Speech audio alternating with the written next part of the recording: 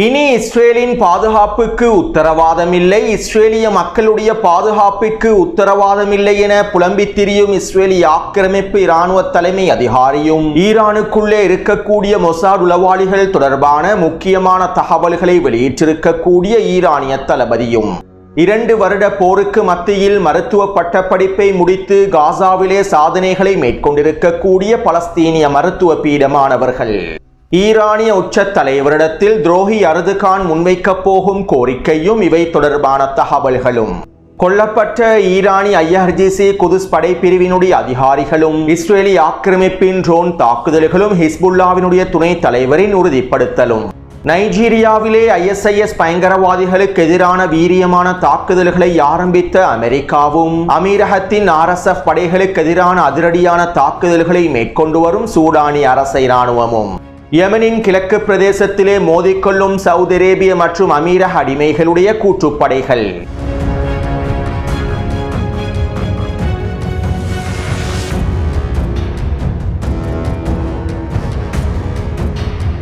மேற்கு ஆப்பிரிக்க நாடான நைஜீரியாவில் கிறிஸ்தவர்களை இலக்கு வைத்து பல பயங்கரவாத தாக்குதல்கள் மேற்கொள்ளப்பட்டு வந்தன.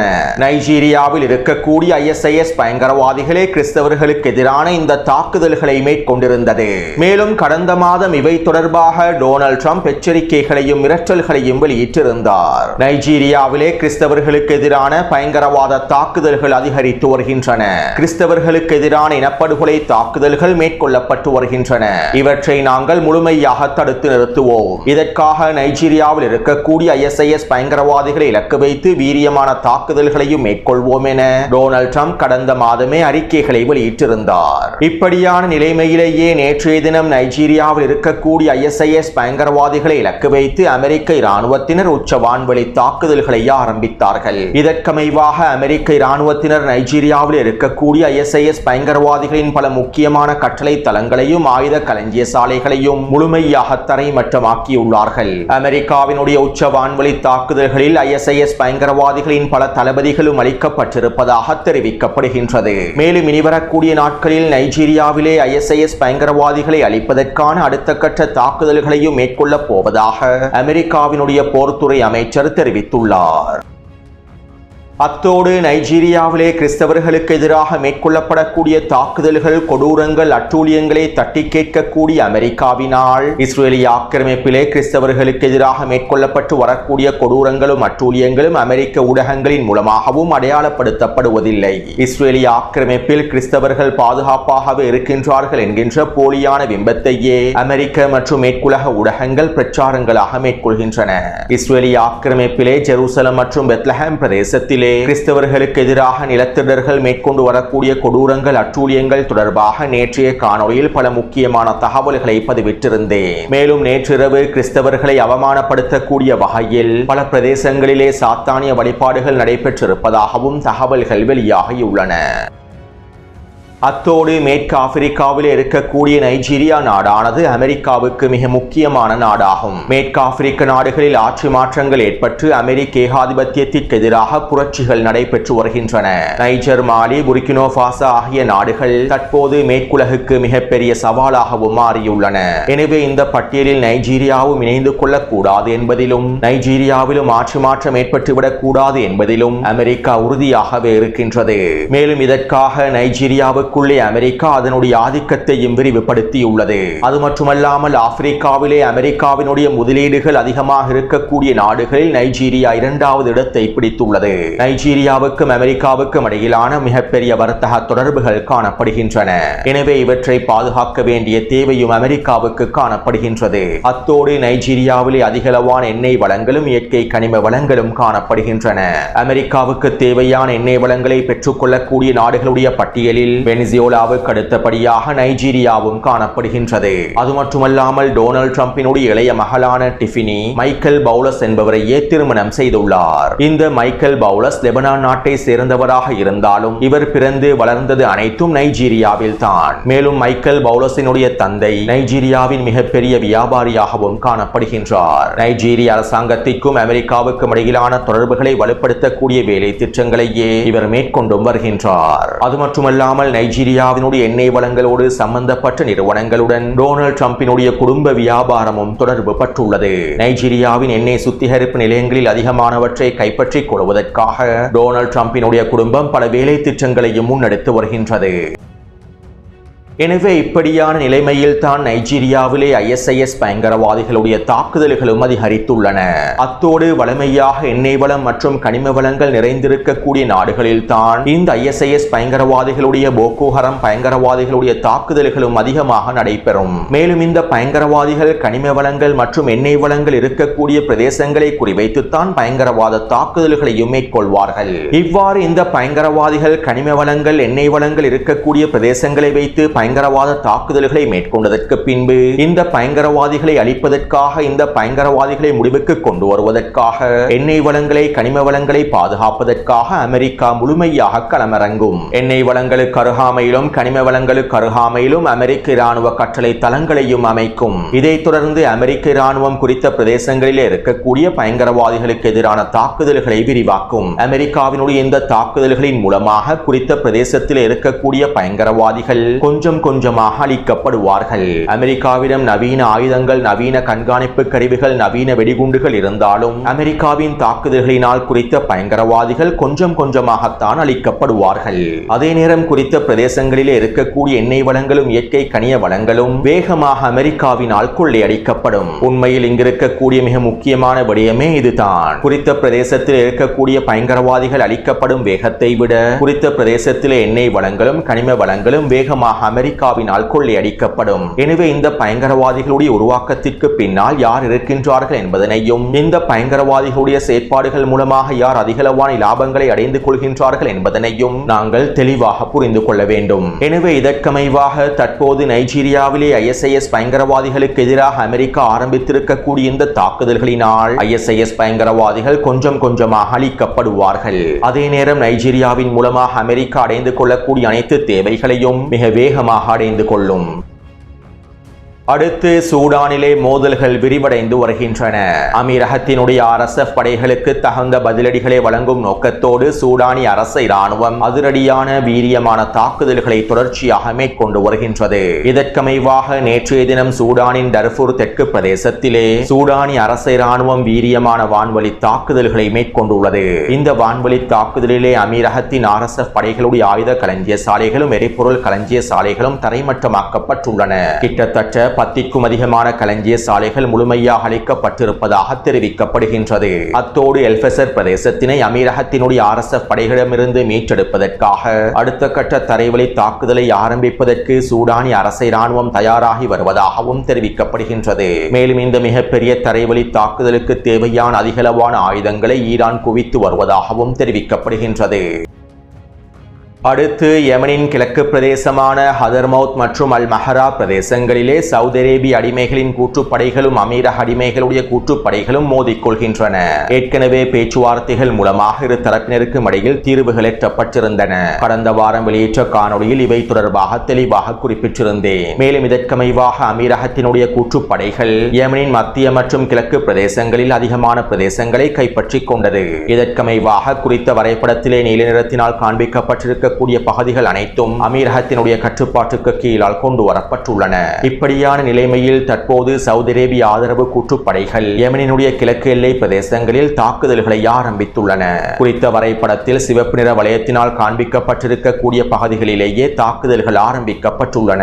சவுதி அரேபிய வான்படையினுடைய உதவியை பெற்றுக் கொண்டே சவுதி அரேபிய கூட்டுப்படைகள் இந்த தாக்குதல்களை ஆரம்பித்திருப்பதாக தெரிவிக்கப்படுகின்றது. மேலும் கடந்த 24 மணித்தியாலங்களுக்கு மேலாக குறித்த பிரதேசத்திலே நடைபெற்று வரக்கூடிய மோதல்களினால் யமனின் வடகிழக்கு மலை பிரதேசங்களிலே இருக்கக்கூடிய அமீரகத்தினுடைய கூட்டுப்படைகள் பின்வாங்கி இருப்பதாக தெரிவிக்கப்படுகின்றது. அதாவது சிவப்பு நிறத்தினால் காண்பிக்கப்பட்டிருக்கக்கூடிய பிரதேசங்களில் இருந்தே அமீரகத்தினுடைய கூட்டுப்படைகள் பின்வாங்கி இருப்பதாக தெரிவிக்கப்படுகின்றது. மேலும் குறித்த மோதல்கள் தொடர்பான காணொளிகளை டெலிகிராம் சேனலில் பதிவிட்டுள்ளேன். அத்தோடு இந்த இரண்டு அடிமைகளுக்கு இடையிலே ஏற்பட்டிருக்கக்கூடிய மோதல்களினால் கிட்டத்தட்ட 30க்கும் அதிகமானோர் கொல்லப்பட்டிருப்பதாகவும் தெரிவிக்கப்படுகின்றது.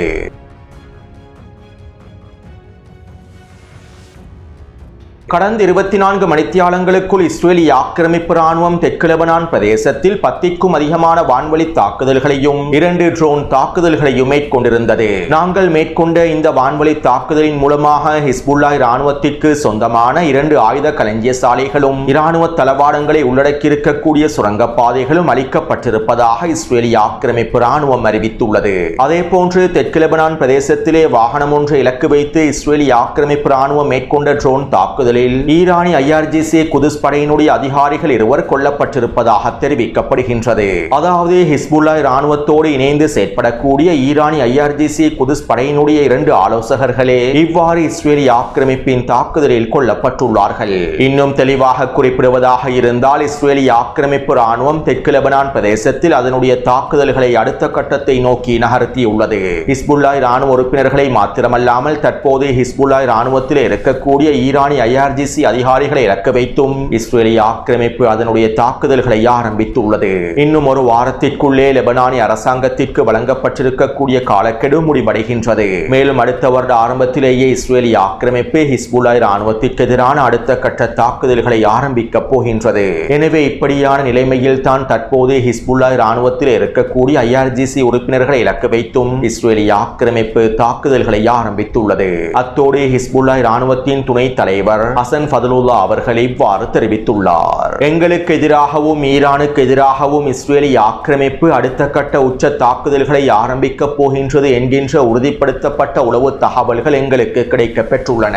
ஆம், எங்களுக்கு அடுத்த கட்ட போருக்கான உளவு தகவல்கள் கிடைக்க பெற்றுள்ளன. மேலும் நாங்கள் மிகப்பெரிய போருக்கு அருகாமையிலேயே இருக்கின்றோம் என ஹிஸ்புல்லாஹ்வினுடைய துணை தலைவர் தெரிவித்துள்ளார். அடுத்து கடந்த 4 நாட்களுக்கு முன்பு வெனிசுவேலாவின் கடல் பிரதேசத்திலே ஈரானுக்கு சொந்தமான ஷெடோ எண்ணெய் கப்பல்களில் ஒன்றான பெல்லாவன் என்கின்ற எண்ணெய் கப்பல் களமிறங்கி இருந்தது. வெனிசுவேலாவிலிருந்து எண்ணெயை ஏற்றிக்கொண்டே குறித்த கப்பலானது வெனிசுவேலாவின் கடல் பிரதேசத்தினூடாக பயணித்தது. இந்த சந்தர்ப்பத்திலே அமெரிக்காவினுடைய கடற்படையினர் குறித்த எண்ணெய் கப்பலை கைப்பற்றுவதற்கு முயற்சி செய்தார்கள். இருப்பினும் குறித்த எண்ணெய் கப்பலானது அமெரிக்க கடற்படையின் கட்டளைகளுக்கு அடிபணியவில்லை. வெனிசுவேலாவினுடைய கடல் பிரதேசத்திலிருந்து அத்திலாந்திக் கடல் பிரதேசத்தை நோக்கி வேகமாக பயணித்தது. இப்படியான நிலைமையிலேயே தற்போது அமெரிக்க கடற்படையினர் ஈரானிய ஷெடோ எண்ணெய் கப்பலான பெல்லாவன் என்கின்ற எண்ணெய் கப்பலை கைப்பற்றியுள்ளார்கள். அத்லாந்திக் கடல் பிரதேசத்திற்குள்ளே துரத்தி சென்று இவ்வாறு அமெரிக்க கடற்படையினர் ஈரானிய எண்ணெய் கப்பலை கைப்பற்றி இருப்பதாக தெரிவிக்கப்படுகின்றது. அடுத்து துருக்கியின் மூத்த இராணுவ தலைமை அதிகாரிகள் ஈரானிலே களமிறங்கி இருந்தார்கள். ஈரானிய IRGC குதுஸ் படையோடு விசேட கலந்துரையாடல்களையும் மேற்கொண்டிருந்தார்கள். நேற்றைய காணொலியில் இவை தொடர்பான பல முக்கியமான தகவல்களை பதிவிட்டிருந்தேன். மேலும் தற்போது இவை தொடர்பான இன்னும் சில முக்கியமான தகவல்கள் வெளியாகியுள்ளன. அதாவது துருக்கி சிரியாவுக்குள்ளே ராடர் கருவிகளை அமைக்கப் போகின்றது. சிரியாவினுடைய வடக்கு மற்றும் மத்திய பிரதேசத்திலே துருக்கி அமைத்து வரக்கூடிய இராணுவ கட்டளை தளங்களிலேயே விசேட ராடர் கருவிகளை துருக்கி களமிறக்கப் போவதாக தெரிவிக்கப்படுகின்றது. அசாதினுடைய ஆட்சியின் போது சிரியாவுக்குள்ளே இருந்த அனைத்து வான் பாதுகாப்பு அமைப்புகளையும் ராடர் கருவிகளையும் இஸ்ரேலிய ஆக்கிரமிப்பு வான்வழி தாக்குதல்கள் மூலமாக அழித்துவிட்டது. ரஷ்யாவின் ராடர் கருவிகளும் நீக்கப்பட்டு விட்டன. இப்படியான நிலைமையிலேயே தற்போது துருக்கி சிரியாவில் ராடர் கருவிகளை களமிறக்கப் போகின்றது. அத்தோடு அடுத்த வார இறுதியில் துரோகி அர்துகான் ஈரானுக்கு விஜயம் செய்ய போகின்றார். ஈரானிய உச்ச தலைவரை சந்தித்து கலந்துரையாடல்களையும் மேற்கொள்ளப் போகின்றார். மேலும் இந்த கலந்துரையாடலின் போதே இந்த ராடர் கருவிகள் தொடர்பான புதிய கோரிக்கைகளை முன்வைக்கப் போவதாக தகவல்கள் வெளியாகியுள்ளன. அதாவது ஈரான் சிரியாவினுடைய தற்போதைய அரசாங்கத்தினை முழுமையாக ஏற்றுக்கொள்ள வேண்டும். ஜூலானியினுடைய அரசாங்கத்தினை ஈரான் அங்கீகரிக்க வேண்டும். ஜூலானியின் அரசாங்கத்திற்கும் ஈரானுக்கும் இடையிலான உறவுகள் புதுப்பிக்கப்பட வேண்டும். மேலும் இதற்கு ஈடாக சிரியாவிலே அமைக்கப்பட போகும் துருக்கியின் ராடர் கருவிகளுடைய பயன்களை ஈரானும் பெற்றுக்கொள்ள முடியும். அதாவது இஸ்ரேலிய ஆக்கிரமிப்பு ஈரானுக்கு எதிரான தாக்குதல்களை ஆரம்பிப்பதற்கு சிரியாவின் வான்பரப்பையே பயன்படுத்தும். மேலும் ஈரானுக்கு எதிரான தாக்குதல்களை ஆரம்பிக்கும் சந்தர்ப்பத்தில் சிரியாவில் இருக்கக்கூடிய ராடர்களை பயன்படுத்தி அவற்றை இலகுவாக அவதானித்துக் கொள்ள முடியும். எனவே ஈரான் ஜூலானியின் அரசாங்கத்தினை அங்கீகரித்தால் சிரியாவிலே களமிறக்கப்பட போகின்ற துருக்கியின் ராடர் கருவிகள் மூலமாக இஸ்ரேலிய ஆக்கிரமிப்பை கண்காணிப்பதற்கான எல்லாவிதமான அனுமதிகளையும் நாங்கள் ஈரானுக்கு தருகின்றோம் என்றே துரோகி அர்துகான் ஈரானோடு ஒப்பந்தங்களை மேற்கொள்வதற்கு தயாராகி வருகின்றார். துரோகி அர்துகான் ஈரானிய உச்ச தலைவரை சந்தித்து இதற்கான கோரிக்கைகளை முன்வைக்கப் போவதாகவே தற்போது தகவல்கள் வெளியாகியுள்ளன. அடுத்து இஸ்ரேலி ஆக்கிரமிப்பினுடைய பாதுகாப்பு அமைச்சர் காட்ஸ் ஊடக சந்திப்பிலே இவ்வாறு தெரிவித்தார். ஈரானுக்குள்ளே ஏற்பட்டிருக்கக்கூடிய முன்னேற்றங்களை நாங்கள் உன்னிப்பாக அவதானித்து வருகின்றோம். ஈரானினுடைய ஒவ்வொரு செயற்பாடுகளையும் நாங்கள் கண்காணித்து வருகின்றோம். ஈரான் அதனுடைய அனைத்து திறன்களையும் மீட்டெடுத்து ஏவுகணை திறன்களை மீட்டெடுத்து எங்களுக்கு மிகப்பெரிய அச்சுறுத்தலாக மாறியுள்ளது.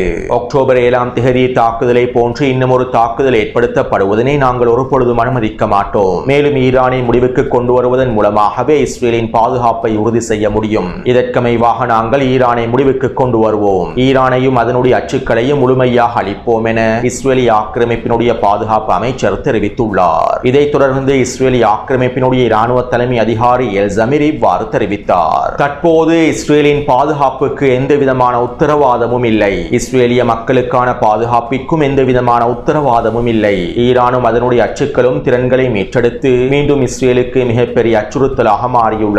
ஈரானினுடைய இந்த அச்சுறுத்தல்களுக்கு மத்தியில் எங்களுக்கு நிம்மதியாக வாழ முடியாது. இஸ்ரேலிய மக்களையும் இஸ்ரேலினுடைய எதிர்காலத்தையும் பாதுகாக்க முடியாது. இவற்றை அனைவரும் தெளிவாக புரிந்து கொள்ள வேண்டும். மேலும் நாங்கள் தற்போது மிகப்பெரிய யுத்தத்திற்கு மத்தியிலேயே இருக்கின்றோம். ஈரானை முழுமையாக அளிப்பதன் மூலமாகவே இந்த யுத்தத்தினை முடிவுக்கு கொண்டு வர முடியும் என இஸ்ரேலிய ஆக்கிரமிப்பினுடைய இராணுவ தலைமை அதிகாரி எல் ஜமீர் அவருடைய புலம்பல்களை வெளியிட்டுள்ளார். அத்தோடு ஈரானுக்குள்ளே இருக்கக்கூடிய மொசாட் உளவாளிகள் தொடர்பாக ஈரானிய IRGC குதுஸ் படை தளபதிகளில் ஒருவரான அபுல் ஃபசல் சகர்ச்சி அவர்கள் இவ்வாறு தெரிவித்துள்ளார். கடந்த ஒரு சில மாதங்களில் மாத்திரம் நாங்கள் 2000க்கும் அதிகமான உளவாளிகளையும் ஒத்துழைப்பாளர்களையும் கைது செய்துள்ளோம். பல வருடங்களாக திட்டமிட்டு பல பில்லியன் டாலர்கள் முதலீடு செய்து இஸ்ரேலி ஆக்கிரமிப்பு ஈரானுக்குள்ளே உருவாக்கியிருக்கக்கூடிய மிகப்பெரிய வலையமைப்புகளில் அதிகமானவற்றை நாங்கள் அழித்துவிட்டோம். மிகப்பெரிய உளவு வலையமைப்புகளை நாங்கள் நீக்கிவிட்டோம். மேலும் இவ்வாறான உளவு வலையமைப்புகளை மீண்டும் ஈரானுக்குள்ளே உருவாக்குவதற்கு இஸ்ரேலி ஆக்கிரமிப்புக்கு பல வருடங்கள் செல்லும். இதற்காக அதிக வளங்களும் தேவைப்படும். மேலும் எங்களுடைய வெற்றிகரமான வேலை திட்டங்களும் இராணுவ நடவடிக்கைகளும் இஸ்ரேலி ஆக்கிரமிப்பினுடைய உளவு பிரிவுக்கு மிகப்பெரிய சேதத்தை ஏற்படுத்தியுள்ளது. ஈரானுக்குள்ளே இருக்கக்கூடிய உளவாளிகளின் பெரும்பாலான வலையமைப்புகள் அளிக்கப்பட்டிருப்பது இஸ்ரேலி ஆக்கிரமிப்புக்கு மிகப்பெரிய சவாலாக மாறியுள்ளது. மேலும் இது அடுத்த கட்ட போரிலும் மிகப்பெரிய தாக்கத்தினை ஏற்படுத்தப் போகின்றது. அத்தோடு எங்களுடைய பாதுகாப்பு படையினர் அனைத்து பகுதிகளிலும் சிறப்பாக செயற்பட்டு வருகின்றார்கள். ஆக்கிரமிப்பினுடைய உளவு பிரிவின் சூழ்ச்சி திட்டங்களை முறியடிப்பதற்காக எங்களுடைய பாதுகாப்பு படையினர் விழிப்புணர்வோடு செயற்பட்டு வருகின்றார்கள் என குறித்த IRGC தளபதி தெரிவித்துள்ளார். அடுத்து காசாவிலே இஸ்ரேலிய ஆக்கிரமிப்பு ராணுவம் தொடர்ச்சியான தாக்குதல்களை மேற்கொண்டு வருகின்றது. கடந்த 24 மணித்தியாலங்களுக்குள் காசாவிற்குள்ளே 5 வான்வழி தாக்குதல்கள் மேற்கொள்ளப்பட்டுள்ளன. மேலும் மஞ்சள் எல்லை பிரதேசத்திற்கு அருகாமையில் தொடர்ச்சியான பீரங்கி தாக்குதல்கள் மேற்கொள்ளப்பட்டுள்ளன. அதே போன்று காசாவிலே பலஸ்தீனிய மக்களுடைய பட்டினியும் அதிகரித்துக் கொண்டே செல்கின்றது. ரஃபா கடவை பிரதேசத்தினூடாக அத்தியாவசிய உணவுப் பொருட்கள் அனுமதிக்கப்படாததனால் பட்டினியினுடைய கொடூரம் அதிகரித்துக் கொண்டே செல்கின்றது. இருப்பினும் தற்போது சர்வதேசம் இவற்றை மறந்து விட்டன. டொனால்ட் ட்ரம்பினுடைய ஒப்பந்தத்திற்கு அமைவாக ஒவ்வொரு நாளும் காசாவிற்குள்ளே 600க்கும் அதிகமான உணவு வண்டிகள் நுழைவதாகவும் இதன் மூலமாக காசாவிலே பட்டினி குறைந்து விட்டதாகவுமே அதிகளவான சர்வதேச ஊடகங்கள் செய்திகளில் குறிப்பிடுகின்றன. அதாவது குறித்த ஒப்பந்தத்தின் மூலமாக பலஸ்தீனிய மக்களுடைய துன்பங்களும் கொடூரங்களும் பலஸ்தீனிய மக்களுக்கு எதிரான கொடூரங்களும் அட்டூழியங்களும் மூடி மறைக்கப்பட்டுள்ளன. மேலும் இஸ்ரேலிய ஆக்கிரமிப்புக்கான அமெரிக்க தூதர் மைக் ஹக்கபி ஊடகங்களுக்கு முன்னால் காசாவிற்குள்ளே ஒரு நாளைக்கு 600க்கும் அதிகமான உணவு வண்டிகள் அனுமதிக்கப்படுவதாகவும் காசாவில் உள்ள மக்களுக்கு தேவையான அனைத்து விதமான அத்தியாவசிய உணவுப் பொருட்களும் அனுமதிக்கப்படுவதாகவும் காசாவிலே தற்போது பட்டினியானது முடிவுக்கு கொண்டு வரப்பட்டிருப்பதாகவும் ஊடகங்களிடம் கருத்துக்களையும் வெளியிட்டுள்ளார். உண்மையிலேயே இந்த நிலைமையானது மிகவும் கொடூரமான தாக்கத்தையே காசாவில் ஏற்படுத்தியுள்ளது.